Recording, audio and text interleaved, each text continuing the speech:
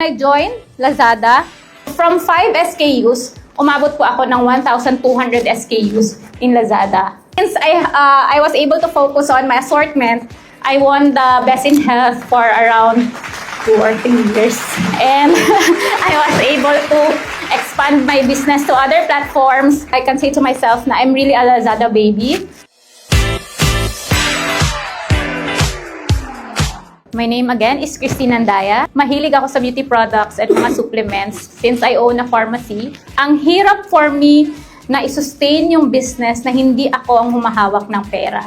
Yun talaga yung pinaka-problem ko. Nag-try lang ako to join Lazada with few of my SKUs. When I joined Lazada, ang dali eh. Ang daming staff na ready kayong tulungan. Merong mga managers, and they will really assist you how to grow your stores. Tuloy-tuloy po yung business with the help of Lazada. Yung problem ko na lang is to procure stocks.